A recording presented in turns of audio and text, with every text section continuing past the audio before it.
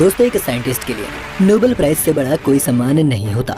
Einstein से लेकर CV Raman तक दुनिया में साइंस की फील्ड में जितने बड़े नाम हुए हैं, सभी को इस सम्मान से नवाजा गया है। ऐसे में स्वाभाविक था कि एस्ट्रोनॉमी को हमेशा हमेशा के लिए बदल देने वाली जोसेलिन बेल बर्नल को ये नोबेल प्राइज मिलना ही था।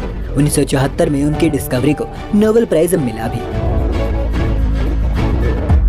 लेकिन ये प्राइज उन्हें नहीं बल्कि दो मर्दों को दिया गया जिनका इस डिस्कवरी में बहुत ही छोटा सा योगदान था, और नोबेल कमेटी ने बेल को इग्नोर कर दिया।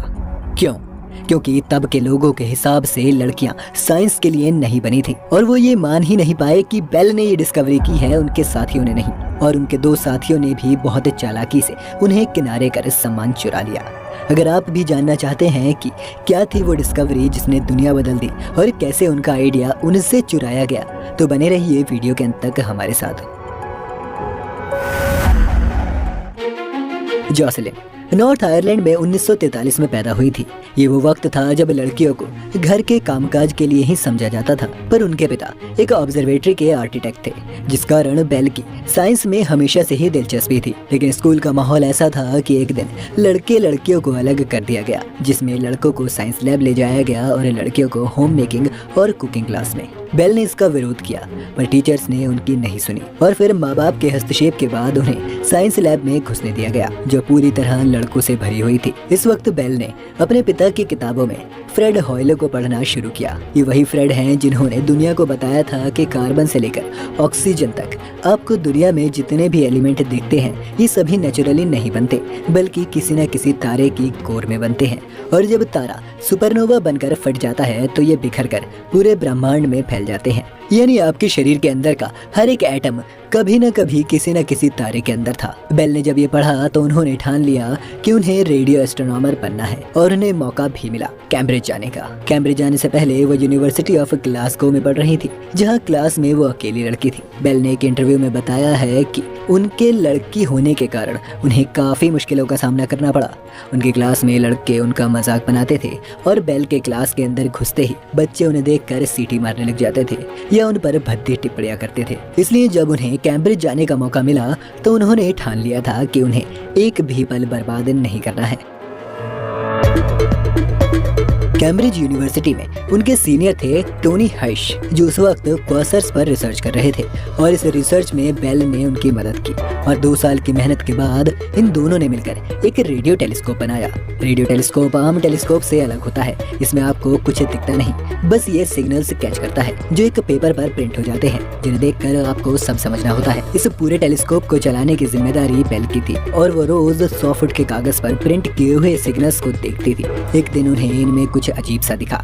सिग्नल में एक अजीब सी स्पाइक थी। उन्होंने टोनी को बताया, लेकिन टोनी ने कहा कि शायद मशीन खराब होगी, और बल्कि इसके लिए बेल को ही जिम्मेदार ठहरा दिया। लेकिन बेल ने फिर वही सिग्नल अगले दिन दोबारा पकड़ा, और फिर टोनी को फोन पर इस बात के लिए मनाया कि ये कुछ और ही है। टोनी ने फिर से उन्हें डांटते हुए इस आइडिया को नकार दिया, लेकिन जब उन्होंने खुद अगले दिन आकर वो डेटा देखा तो उन्हें आखिर में मानना ही पड़ा। उन्हें पता चल गया कि बेल ने कुछ बहुत ही बड़ा ढूंढ लिया है। इसके बाद उन्होंने अपना पुराना प्रोजेक्ट छोड़ दिया और इसे नए प्रोजेक्ट पर काम करने लग गए। बेल ने पल्सर्स डिस्कवर कर लिए थे। दुनिया में तब कोई नहीं जानता था कि पल्सर्स क्या होते हैं। इसकी डिटेल्स में नहीं जाएंगे, बस आप इतना समझ लीजिए कि पल्सर्स बहुत तेज घूमने वाले तारे होते हैं जो किसी बड़े सुपरनोवा के फटने के बाद बनते हैं।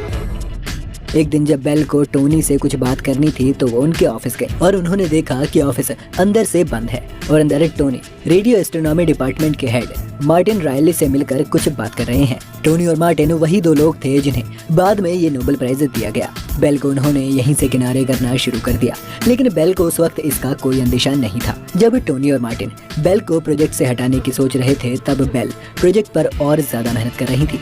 बेल को पता था कि सिर्फ एक पल्सर डिस्कवर करने से साइंटिफिक कम्युनिटी इसे प्रूफ की तरह नहीं लेगी, और उन्होंने अपना काम जारी रखा और एक और पल्सर डिस्कवर कर लिया।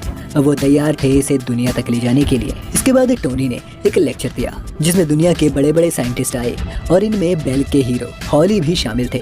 पूरी साइंटिफिक कम्युनिटी हैरान थी, लेकिन यहीं पर एक अटपटी चीज ये हुई कि टोनी ने सारा क्रेडिट खुद ले लिया और बेल को सिर्फ एक स्टूडेंट बताया। इसके बाद इन दोनों ने मिलकर एक रिसर्च पेपर लिखा, और पेपर के पब्लिश होते ही खबर बाहर आई और प्रेस इनके पास पहुंच गई। जहां टोनी से प्रेस ने साइंस से जुड़े सवाल किए, वहीं बेल से वो लोग बेहद ही भद्दे सवाल पूछ रहे थे। उनसे उनके बॉयफ्रेंड्स और उनकी बॉडी मेजरमेंट्स के बारे में सवाल किए गए। एक फोटोग्राफर ने तो उनकी तस्वीर खींचते वक्त उन्हें अपने ब्लाउज का बटन खोलने तक के लिए कह दिया था। बेल के लिए सबसे हैरानी वाली बात तो ये थी कि उनके सुपरवाइजर टोनी उनके साथ ये सब होने दे रहे थे।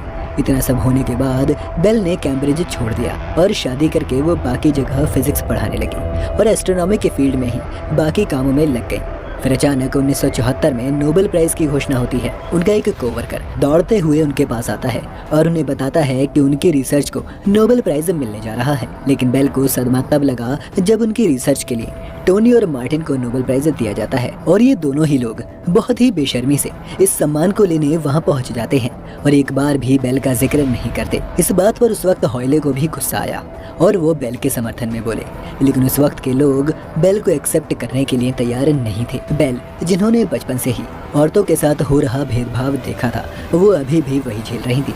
समाज ने कोई तरक्की नहीं की थी। इसके बाद भी जब टोनी से इस बारे में सवाल किए गए तो उनकी बेशर्मी उनके इंटरव्यूज में देखी जा सकती है।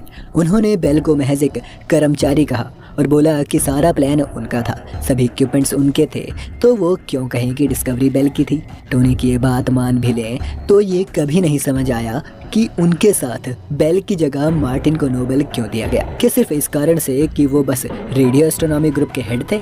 बेल को खुशी थी तो सिर्फ इस बात की कि उनकी रिसर्च को लोगों ने इतना ज़रूरी समझा कि उन्हें नोबेल दे दिया जाए। वो इसके बाद भी एस्ट्रोनॉमी की फील्ड में निरंतर काम करती रही और 2018 में बेल को एक फ़ोन आया।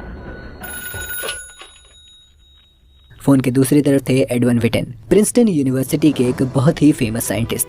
ये वही यूनिवर्सिटी थी जहां आइंस्टाइन पढ़ाते थे। एडवर्ड ने उन्हें बताया कि पल्सर्स की डिस्कवरी के लिए ब्रेक थ्रू प्राइज दिया जा रहा है। बेल की आंखों में आंसू थे। पहली बार किसी ने ये माना था कि ये बेल की मेहनत थी। बाद में बेल ने इस अवार्ड से मिले $3 मिलियन या कहें 22 करोड़ 28 लाख रुपए अल्पसंख्यकों और महिलाओं की रिसर्च को फंड करने के लिए दान कर दिए। आपको क्या लगता है कि क्या आज हमारे समाज में बदलाव आया है और क्या नोबेल कमेटी को बाद में इसके लिए माफी मांगकर बेल को ये सामान नहीं लौटाना चाहिए था? अपनी राय हमें कमेंट्स में जरूर बताएं। साथ ही अगर आपको वीडियो पसंद आया हो तो वीडियो को लाइक करना और चैनल को सब्सक्राइब करना मत भूलना।